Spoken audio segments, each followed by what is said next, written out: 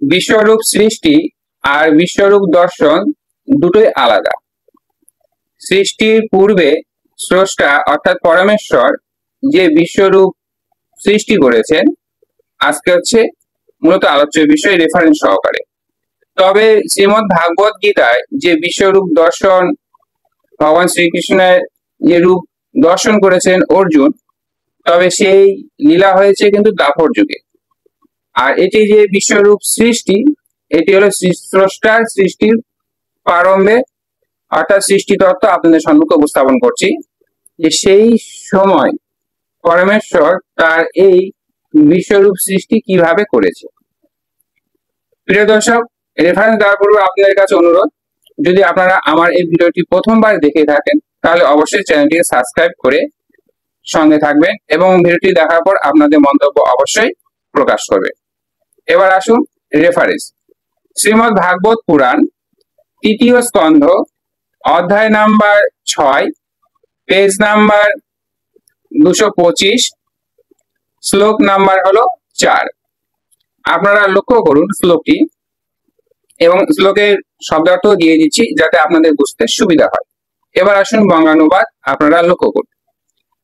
বঙ্গানুবাদে বলছে, যখন ত্রয়োবিংশতি তত্ত্বসমূহ ভগবানের ইচ্ছা শক্তির দ্বারা সক্রিয় হয়েছিল, তখন ভগবানের বিশ্বরূপ সৃষ্টি হয়েছিল।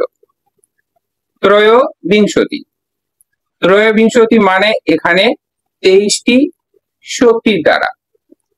যে 23টি শক্তির পূর্বে ভিডিও আমি আপনাদের সম্মুখে উপস্থাপন করেছি, সেই 23টি শক্তির দ্বারা এই হচ্ছে বিশ্বরূপ সৃষ্টি করেছিলেন সৃষ্টির আদিতে।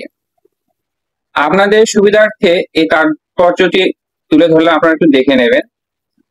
এবার আমরা মূল সারমর্মের মধ্যে আসি, যে এই পরমেশ্বর যে সৃষ্টি আদিতে যে তার বিশ্বরূপ সৃষ্টি করেছে যে 23টি তত্ত্বের দ্বারা, এবং দ্বাপর যুগে কৃষ্ণ অবতারে অর্জুনকে অর্থাৎ তার সখাকে যে বিশ্বরূপ দর্শন করেছিলেন, এই দুটোর মধ্যে তারতম্য রয়েছে।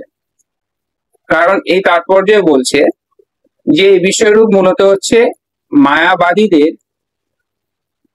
প্রমাণ করার জন্য বা সত্যতা প্রমাণ দেওয়ার জন্য ভগবান শ্রীকৃষ্ণ তার যোগ বলের মধ্য দিয়ে বিশ্বরূপকে দর্শন করিয়েছিল যে হ্যাঁ আমি ঈশ্বর, তার প্রমাণ দেওয়ার জন্য।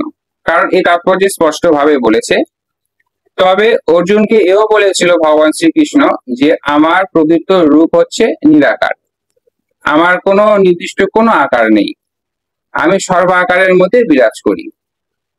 এই কথাটা বলার আরেকটি আমাদের প্রমাণ পাওয়া যায় বেদ অনুসারে, যেটি ঋগ্বেদ, যেটা আমাদের সনাতনী আমরা ঋগ এবং উপনিষদ অর্থাৎ বেদ ও উপনিষদকে প্রামাণ্য গ্রন্থ বলে আমরা মানি।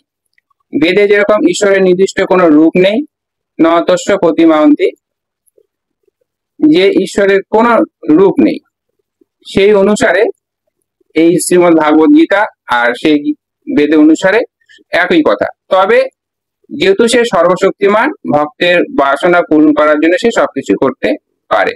অর্থাৎ ভক্ত বৎসল গৌর হরি, ভক্তের বাসনাই পূরণ করি।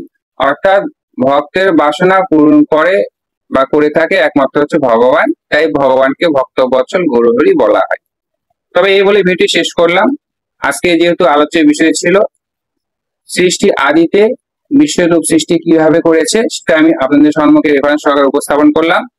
তবে 23টি তত্ত্বের কথা যেটা আমি আপনাদেরকে বললাম, সেই 23টি তত্ত্ব অর্থাৎ 23টি শক্তি, সেটি কি সেটা পূর্বে ভিডিও আপনাদের সামনে তুলে ধরেছি। আপনারা যদি জানার ইচ্ছুক থাকেন তাহলে অবশ্যই একটু দেখে নেবেন এবং সচেতন করে নেবেন। হরে কৃষ্ণ, গুরু গোবিন্দের জয়।